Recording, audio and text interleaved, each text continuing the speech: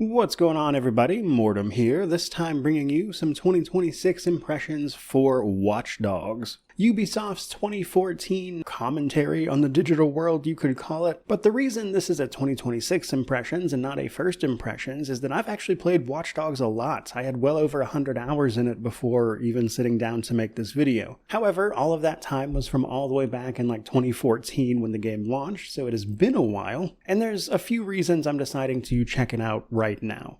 For starters, back in February of 2024, this game finally got Steam achievements, which it did not previously have. They were initially on Uplay before that got changed into Ubisoft Connect, and so now that the game has Steam achievements, all you have to do is log in and all your progress from there will transfer onto your Steam achievements, which was fun for me, simply as a good excuse to go back and play it. And you can see from my Ubisoft Connect stuff here that the actual achievement dates for most of those are right around the game's release year. However, there were about 5 achievements that I did not get at the time, which brings me actually to one of the first things I wanted to talk about. When it comes to purchasing and playing this game these days, I did notice some reports of more recent purchases having trouble with the online aspect of it. This does seem to have something to do with the fact of the back-end system that runs the multiplayer is Ubisoft Connect now and not Uplay, which is what it was back then. It does absolutely still work, which you'll see here on screen, and is actually one of the first things I want to talk about really, because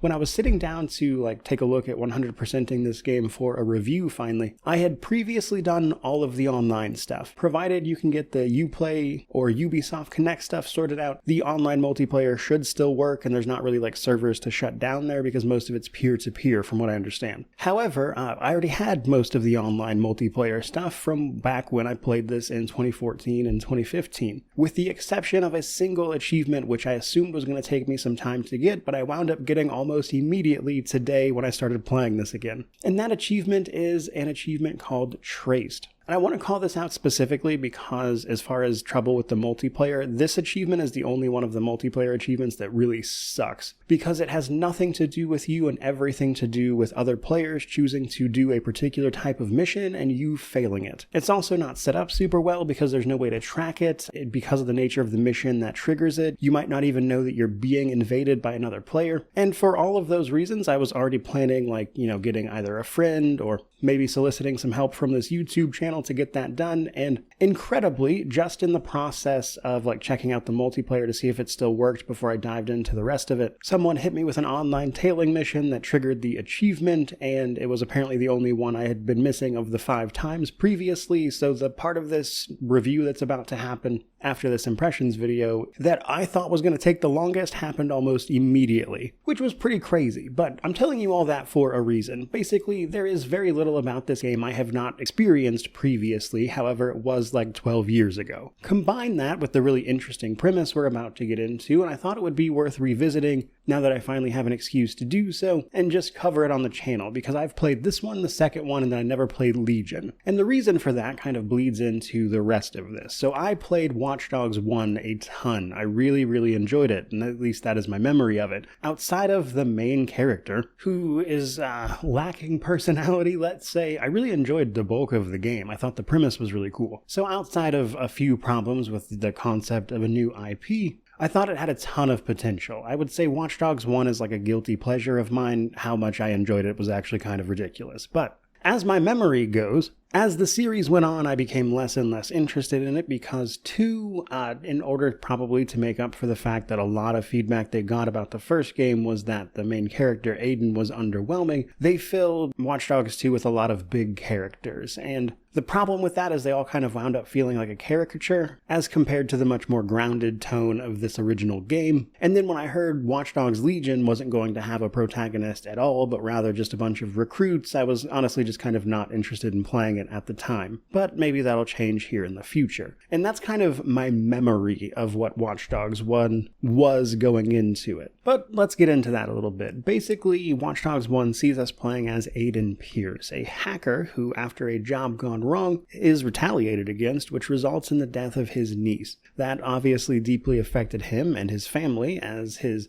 sister had another child as well, her son, and they've been dealing with that grief for the past year or so before the game starts, and you obviously want to get to the bottom of all that. And the catch is, you are a man with a particular set of skills, that being hacking and violence. And in unraveling all of that, you get to the heart of a bigger conspiracy, and overall, I would say I like the general premise of the story, but a couple of notes. One of the things you will hear about Watch Dogs that I think is absolutely true and also kind of darkly humorous is that I would argue nobody is worse as a villain in this game than you. The entire plot revolves around how your actions inadvertently got your niece killed, and then you are regularly hacking the city's systems thanks to the citywide operating system they're rolling out here in Chicago, where the game takes place, which enables all sorts of data and privacy invasions, which is another sort of aspect of the game's story. But in manipulating all of these systems, you are often causing wrecks, violence, draining bank accounts from innocent people, invading their privacy, murdering all sorts of people all the time. I would go so far as to argue that while the story tries to paint Aiden as like this dark hero type, or a vigilante as he's called in the game actually, what the game actually asks you to do is way worse in most instances. And I think just understanding that you're not really the hero of this story goes a long way towards understanding it, though I don't imagine it will be too difficult to wrap your head around, given that Aiden has the charisma of a wet blanket, which is especially funny because his sort of partner in crime that you often see throughout the missions, Jordy, is simply full of charisma. That guy's great, and he's also doing bad things, but he'll at least make you smile about it. Outside of that, though, there is quite a bit to do. There is a significant amount of progression tied to both story progression, as per usual, but also you'll be earning ability points as you go, which you can then upgrade your skills with. The online multiplayer has its own set of skills that you can gather up. And there's all sorts of stuff you can unlock along the way, like weapons and vehicles to use, and ironically, from where I had played the game much earlier, I can start with things like really great cars and a silenced pistol, which is especially handy in a game that definitely favors a stealth approach. But that's kind of where the open world comes in. Now, in many ways, I would say the open world is definitely a product of Ubisoft's approach to, like, Tower unveils content, you go do the content checklist style, and then it goes away. That is on display here. It's quite large in that sense, but the flavor of it's probably a bit different from what you're used to because you're kind of hacking your way through the city's operating system and affecting everything in that method. This can include things like messing with the streetlights, raising bollards, and then as you get upgrades and more hacks available to you, you can start messing with other systems like blowing transformers and causing blackouts, jamming communications, stopping people from calling the cops, escaping scans that they're using to send the cops out these days, that kind of thing. So basically, the farther in you go, the more of the city you get to manipulate, and all of that while obviously also being a commentary on things like privacy and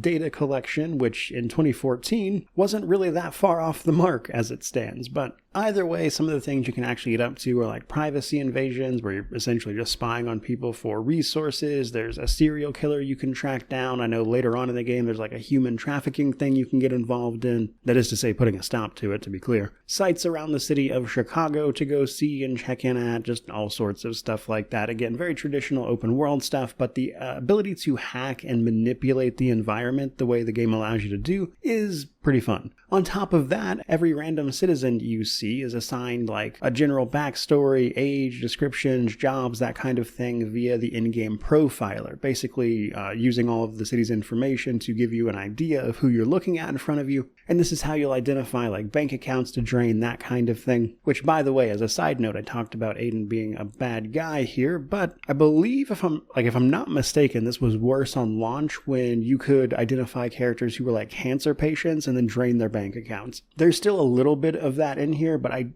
pretty sure they patched like the worst of it, just for the sake of optics, I guess. But honestly, altogether, I don't know. There was always something about Watch Dogs 1 that always spoke to me that the sequels never quite captured in the same way. Or at least 2, I suppose, as I never played Legion. Can't really speak on it too much, but it didn't interest me enough to even buy it, so there's that. All said, though, as I move to review this, I don't think it'll take an extremely long time, given that I've already played the game a significant amount, so I'm basically going to run through the game again, probably do some of the side content that I want to cover, or at least mention in the review at the very least. There's the DLC that I'll have to run through, or like the main expansion, Bad Blood, and then, of course, the last couple achievements. Now, ironically, I started this with only needing 5 of the achievements from where I had played previously. 2 of those I've already achieved. One of them was like a really simple combat achievement that I'm not sure why I didn't do previously. It was very easy to just get that done. The second was that online traced achievement that I mentioned. that wound up being extraordinarily easy. That probably saved me a ton of time, not having to figure out a way to get that done, probably via friends or whatever. And then the last 3 are a DLC achievement for a combat thing, a collectible, and a mini game. So realistically, achievement-wise, this won't be difficult at all because it's mostly already done. So I'll just have to